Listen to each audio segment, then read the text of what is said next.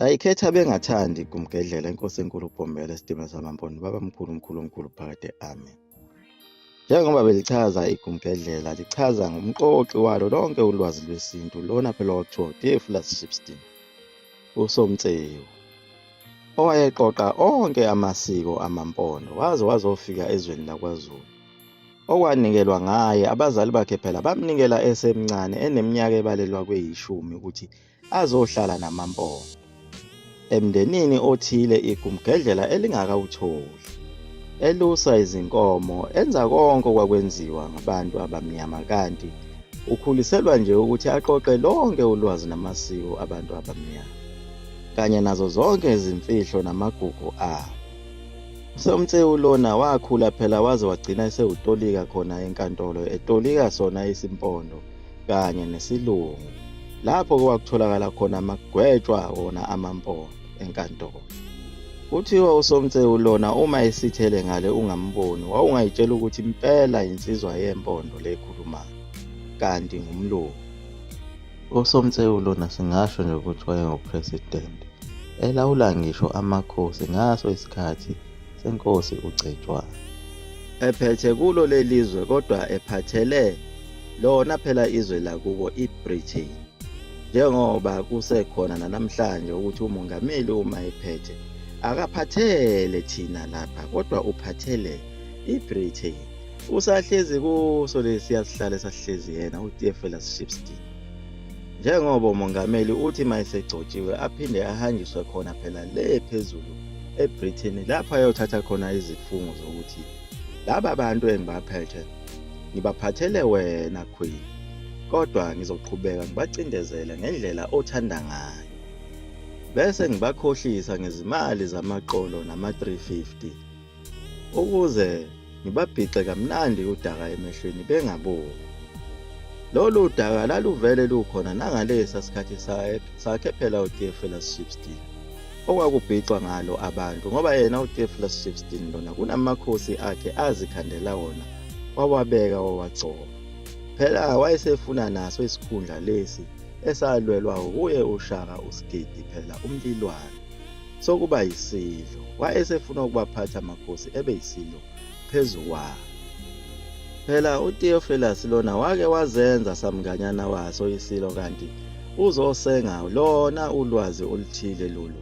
Siyasola ukuthi ngathi uTheophilus uyena lona wathumela yena phela uJohn Dunn lona behlala khona lapha esigodlweni. Ufanele futhi ngoba phela wayeumphathi wakhe. Njengoba phela impi yawo amangisi bisingenile khona lapha yana esigodlweni yabulala bonke abantu. Iphethe lonke manje ulwazi lokuthi laba bantu kuyini okubanikeza amandla angaka ukuthi belwe nabantu bephethe izibhamu. Yenza iqiniso lokuthi amaqhugwane iwashisa onke ngoba phela yena uSomtsewu lona wayevele kade alithola lolo lwazi lokuthi laba bantu abamnyama labangena lapha eqhugwaneni bephume sebenamandla anzima ngendlela eyisimanga. Zonke lezi zinto ezingamagugu aso isintu nesinguni babezibhale phansi bazithatha zonke zawela zahamba zaya khona eBritain. Njengoba phela bebeqhuba yona inkosi Ucetshwayo lena baze bayofika olwandle lakhona laphana esikhaleni ePort Danford. Isikhathele udaka ilele esihlabathini ilinde umkhumbi phela. Kuyilapho umkhumbi wakhipha khona isikebhe esincane ukuthi sibahlangabeze lapha yana emagagasini. Kulapho abayithatha khona ke ngesidlozana inkosi Ucetshwayo bejujela kuso lesi sikebhe. Bayithatha behamba naso bebheke Emkhunjini. Babefika lapha Emkhunjini bafike bayidinsila khona. Base beyishaya khona lenkosi. Bathe beyishaya base bethatha umkhumbi bethi phela bafuna ukuhamba ngawo umkhumbi wenqaba ukusuka. Bacinga yonke indawo ukuthi ngabe yini lena ebangela ukuba umkhumbi ungavumi ukuhamba ngoba phela nenjini lena igwedla kahle nophephela. Batatazela wonke umuntu umkhumbi ungafuni ukusuka. Bathatha isikhathi eside kakhulu. Becwaya abelungu ngenxa yolwazi ababenalo ngamandla kaNkulunkulu ayewanikeze sona phela isizwe sakwaZulu. futhi bazi kahle ukuthi amandla amaningi aphethwe phela yiyo inkosi okuyiyona ilalelwa kakhulu uNkulunkulu. Phela babezazi zonke lezi ndaba zayo inkosi uMpande ukuthi kukhona lapho eyamisa khona uthukela. Yawela ngalesi sikhathi kade icabene nomfowabo phela uDingane. Ngesikhathi iwelela esilungwini konke lokho abelungu babekubhale phansi kukhona emagubhini abo kulena eBritain. Kanti noma babengakafiki ngesikhathi sikaNdaba kodwa babeyizwile futhi leyo ndaba kaNdaba owayekwazi ukunisa imvula.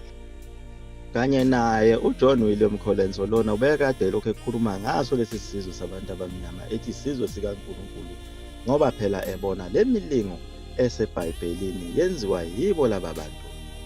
Abelungu bashawa olukhulu uvalo bacabanga ngalesa sikhathi sikaJohn eBhayibhelini lona phela okwazamazama umkhumbi ufuna ukugwinywa ulwandle ungasahambi olwandle, ukuthi kwaze kwafunakala yena phela uJohn ukuthi adalule imfihlo ukuthi yini umkhumbi ungavumi ukuhamba namagagasi ulwandle lufuna ukucwilisa.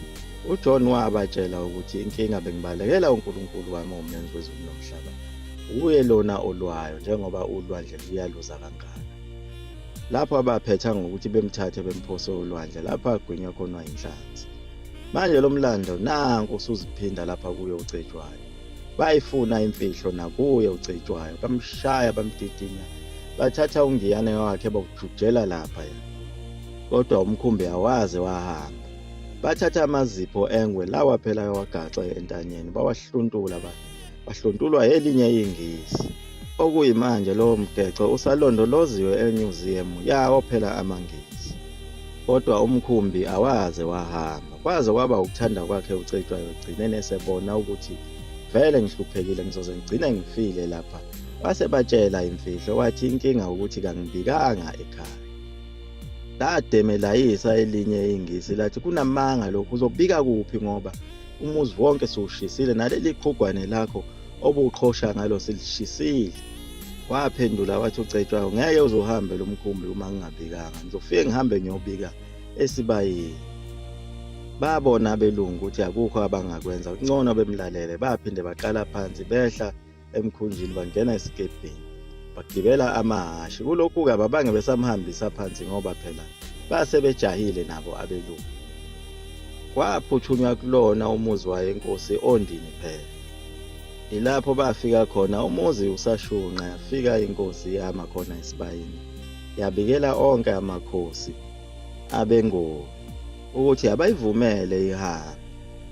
Labezojama noNdaba noPhunga noMageba noZulu noMalandela noLuzumane ukuba bayidedele. Yabe isilibona uphawu inkosi yasithi sekulungile sesingahambi. Bayilayisha emahashini kuphikelelwe khona futhi ePortlandfort. Bahamba nje lapha endleleni ayaphikisana amangisi athi saye sadlala ngesikhathi sethu. Bathi uma befika kuwo umkhumbi waduma umkhumbi wangena indlela. Amangala onke amangisi ukuthi lo muntu ngokuyoma nje phezulu kobulongo bezinkomo sekungenza ukuthi umkhumbi uhambe. Laba bantu banemfihlo ngempela noNkulunkulu wabo. Kodwa ngeke sibalandele lo nkulunkulu wabo kasimfuni umenzi wezulu nomhlaba. Sifuna onkulunkulu bethu bokuzenzela. Balithatha futhi lonke lolu lwazi lolo balibhala phansi.